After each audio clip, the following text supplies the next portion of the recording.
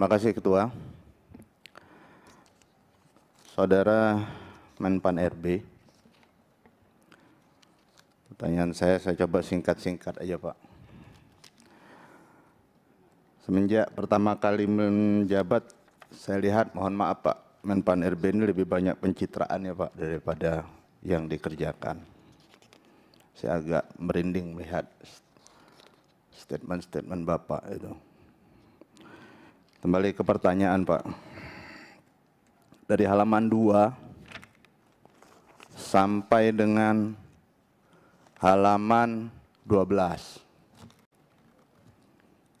Dari penjelasan ini kita sama-sama paham, yang penting itu halaman 13 Pak. Pertanyaannya, kapan pemerintah akan melanjutkan pembahasan Undang-Undang ASN? Jadi semua yang dari nomor 1 sampai halaman 1 sampai halaman 12 kita rangkum saja pertanyaannya di satu pertanyaan. Kemudian pertanyaan berikutnya Pak. Bapak menyatakan tadi, ini juga terkait statement-statement yang dikeluarkan oleh Menpan RB.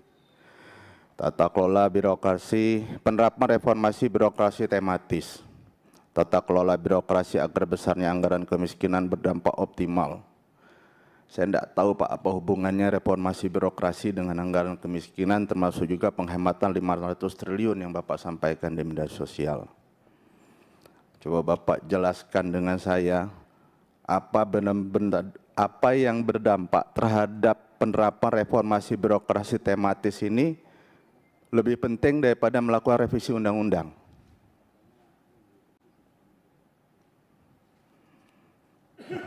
Karena semua yang Bapak ceritakan ini Pak, hampir mustahil dilakukan. Coba saya contohkan lagi Pak ya. Penguatan tata kelola birokrasi merespon mengawasi hal-hal mendesak sesuai arahan Presiden berdampak serius terhadap masyarakat. Bagaimana caranya Pak?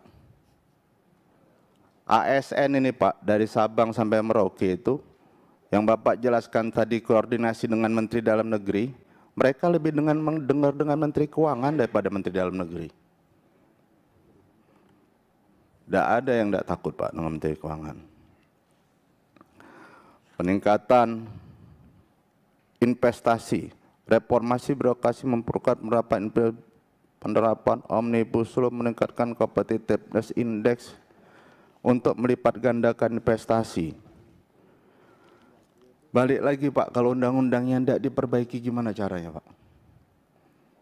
Ini kan kita membuat semacam narasi yang tidak mungkin kita lakukan. Lagi Pak, transformasi digital. Apa yang dilakukan, diidekan ini baik Pak, transformasi digital. Memang platform digital kita ini banyak sekali. Banyak sekali.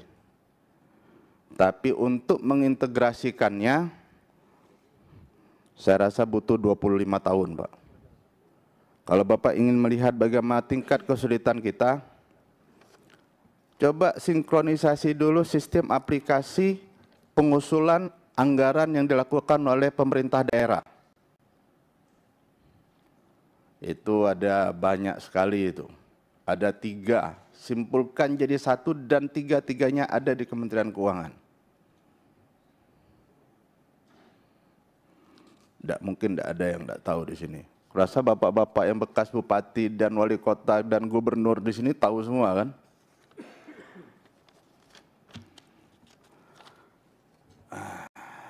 Sudah itu.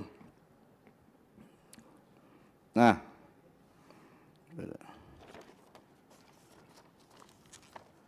saya rasa itu saja dulu Ketua.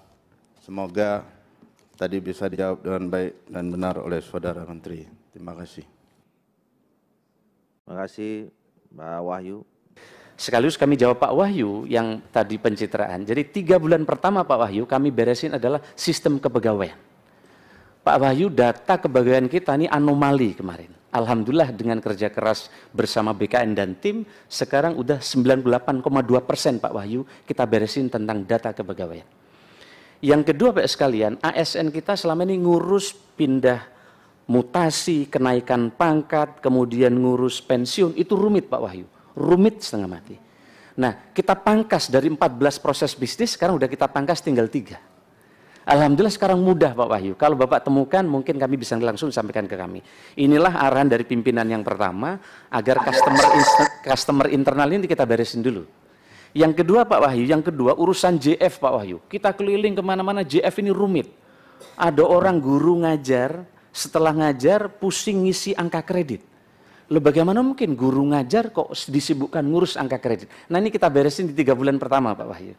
Alhamdulillah dengan tim Kemenpan dan BKN dan Diknas ini bisa beresin ini Pak Wahyu. Maka sekarang inilah 7 prioritas kami Pak Wahyu yang kami sebagaimana arahan pimpinan Dewan juga yang kami beresin. Termasuk tadi menyelesaikan soal, coba ditayangkan pemangkasan proses bisnis kepegawaian yang ini juga sudah selesai. Izin Pak Menteri, Ketua izin Ketua. Silakan. Saya sebenarnya sependapat dengan Pak Menteri. Cuman yang saya bingung itu sekarang, ini seringkali overlap dengan BKN. Kayak data pegawai Pak. Seharusnya kalau data pegawai itu bagus, itu sudah dikerjakan oleh BKN. Ya, apa karena BKN itu PLT terus panjangan itu kan? Nah saya sebenarnya usul Ketua, kita harus segera membentuk panja terkait hal ini antara BKN dan Menpan RB ini. Ini saling lempar terus. Formasi dibilang Menpan, begitu dari Menpan dilempar ke BKN. Begitu kita tes, kita tanya BKN, dia bilang ke Menpan. Begitu dari Menpan, lempar lagi ke BKN. Sampai saya pernah bilang sama itu Ketua BKN itu, Bapak ini kayak kantor pos aja saya bilang. Nah, kita tuh sekarang saya lebih nggak paham lagi sebenarnya antara tugas tupoksi BKN dan Menpan RB. Sebenarnya ini kan kayak overlap. Kalau kita dulu mau bilang mau membubarkan komisi KASN tuh jauh di antara ini. Yang overlap itu sekarang adalah BKN dan Menpan RB. Itu saja Ketua. Terima kasih.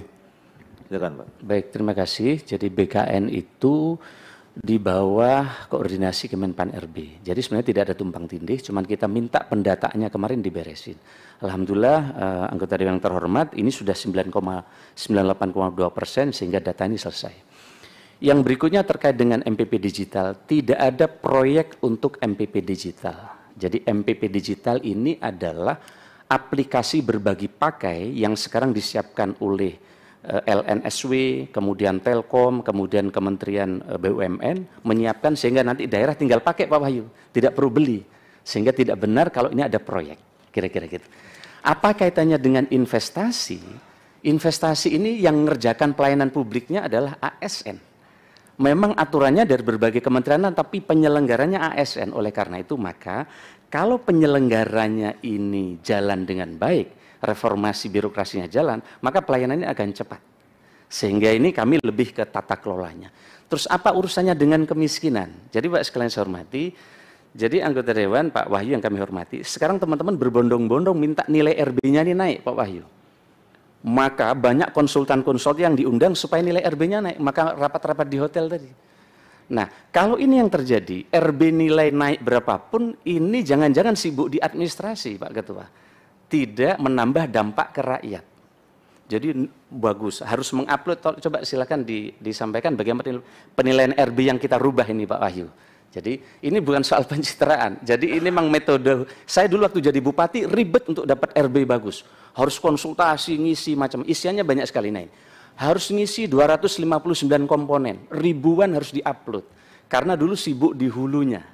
Nah sekarang kita ingin berdampak, maka kita langsung fokus. Kalau daerah RB-nya mau naik, ya kemiskinannya harus turun, kira-kira gitu. Kalau kemiskinannya nggak turun, maka nilai RB-nya nggak bisa naik karena dampak. Yang kedua, investasi harus naik. Jadi kami lebih fokus ke dampak. Jadi RB ini sekarang banyak sekali teman-teman ingin nilai RB dinaikkan, ujungnya supaya tunjangan kinerjanya naik. Nah, supaya tidak sibuk di hulunya, di hilirnya, maka kita langsung sekarang bikin RB tematik. Dan ini sudah kita sosialisasikan. Terkait dengan sistem pemerintah berbasis elektronik, itu bukan ide kami. Kebetulan saya masuk, perpresnya keluar. Udah 2 tahun SPB ini nggak ditekan oleh Presiden. Begitu kami menyampaikan Pak Presiden, di seluruh negara, kalau SPBE-nya bagus, mungkin bisa ditampilkan, maka ini akan berdampak ke indeks korupsinya juga akan bagus, tata kelola pemerintahnya akan bagus. Nah, maka kemudian Bapak Presiden menandatangani Perpres ini ketika saya baru Izin, menjabat. Ketua. Kira-kira itu, sehingga Rifki Ketua, izin masuk kira-kira sebentar. gitu, sehingga kami Mas Menteri izin. ya,